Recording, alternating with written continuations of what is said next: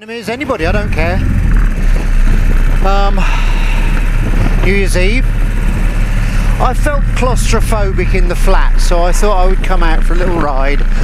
I've got had a very minute, almost minuscule, unseeable win on the Euro lottery, £13.80. So I think I'm going to cash that ticket in. Local shop. Get some more for tonight, because it's a big one, isn't it? And it won't cost me anything. And that's the sort of purchasing of lottery tickets I like. Again, blowing a hoolie.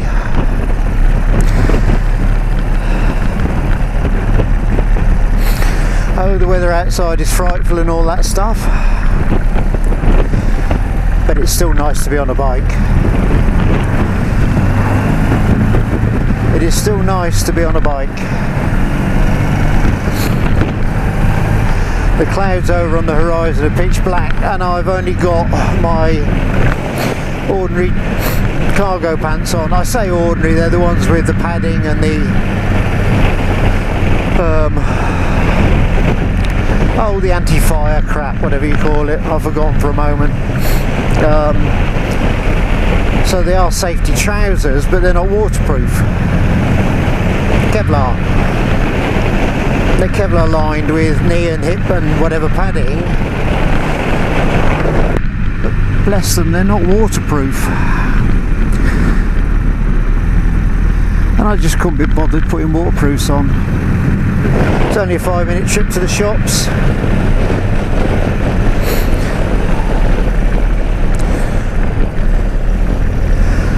I see the voice was saying about his bike getting dirty, and I mentioned to him, well, because the weather's so odd, we shouldn't have a polar bear challenge, we should have a mucky bike challenge.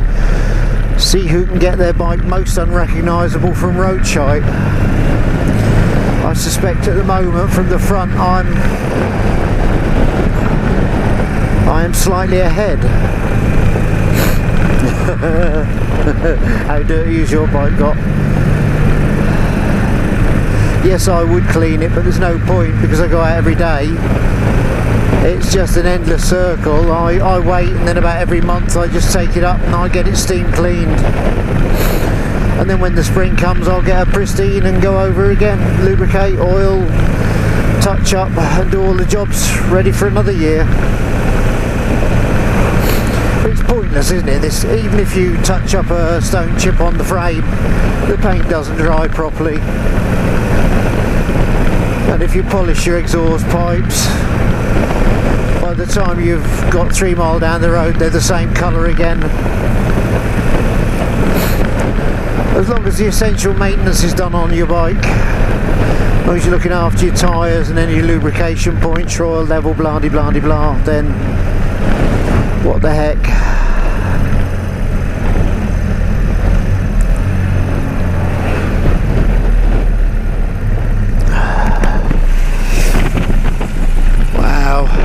I suppose I should see how much petrol I got. I might have to put some petrol in on the way back.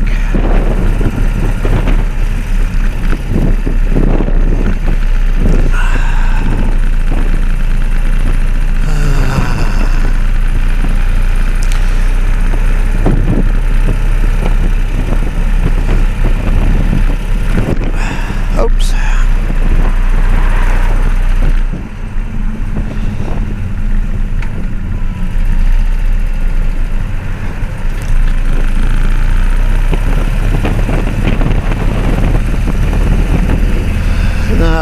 Going to swerve for him, arrogant bugger. Right, here we are at the shops. Go and get some bits and bobs. Oh.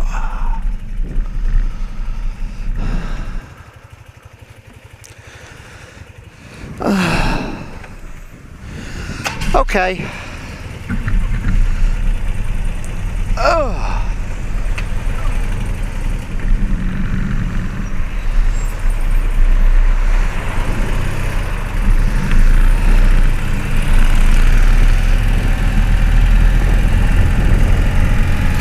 Get comfy. Okay, couple of lottery tickets. Don't need chocky bickies, I've got hundreds of them. What is this fool doing up the front here?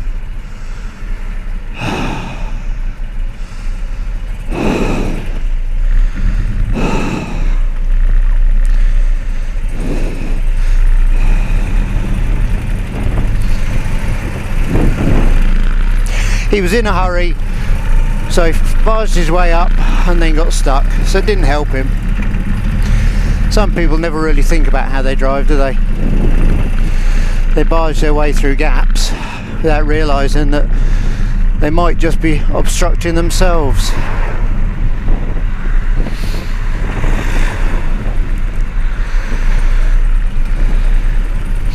Probably not a local, because the local know to go so far and let people come and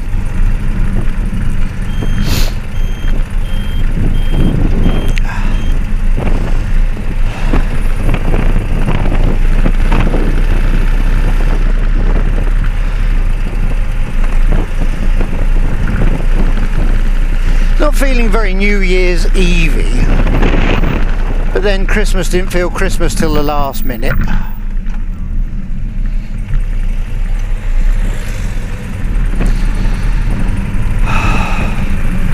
Motorbikes don't care, do they? Well, I know which warehouse he's from, so I'll flick him an email of this video. I'm nice like that. If I know somebody or I know where it comes from, I just pop an email to them and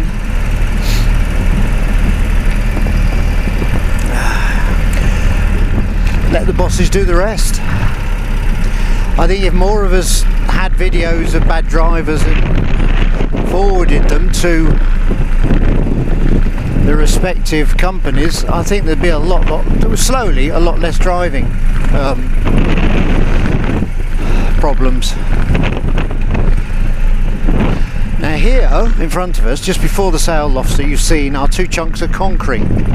Well, that is a gate that shuts, look. And when they're expecting a real high spring tide, they put that gate across with some sandbags and it stops the industrial estate getting flooded. More importantly, stops debris floating up the road. Well, certainly looking wild and woolly, isn't it? Looking wild and woolly. Yeah. Do you want to swim? No. There's nobody in the pool. You'll have total privacy, darling.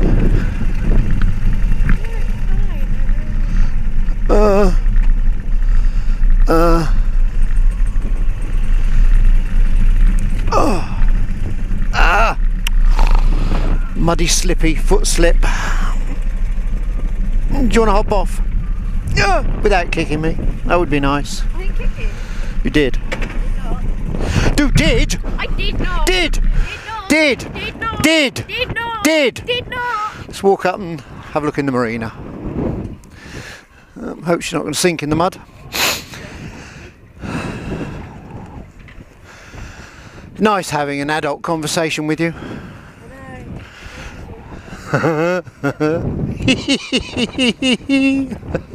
Mind the van.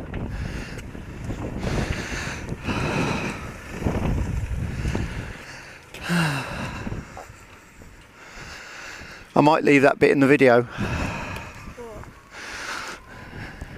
Don't do that. How many cups of tea are you going to make me if I don't? Oh. Fairly low tide. There's smoke from a few liveaboards. When I was a liveaboard, ironically, yachts are very, very warm because although you have the hatch to come in and out of, there's no drafts. There's nowhere low level for a draft to get into a yacht. If there is, you're sinking. So I was a liveaboard for about 3 years. It was wonderful. Very rarely when it's snowing bothered with heating because a yacht is such a small area, body heat warms it up. Oh, another plume of smoke from another area, look. They've all got their little wood burners going. When I make a move, that sky looks even blacker and blacker. What are the chances of us getting drowned? Now if you look, see the hump? No. Just above the gas tank, the hump of the land? Yeah. That's Mersey. Okay.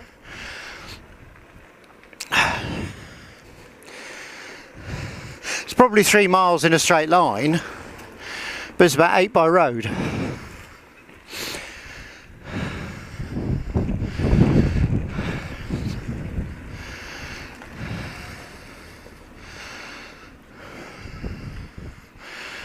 It's wonderful looking along the coastline, isn't there? Now out amongst all these marshes, although you can only see the masts, there are lots and lots and lots of all year round liveaboards. 3 of these yachts they live on all year round.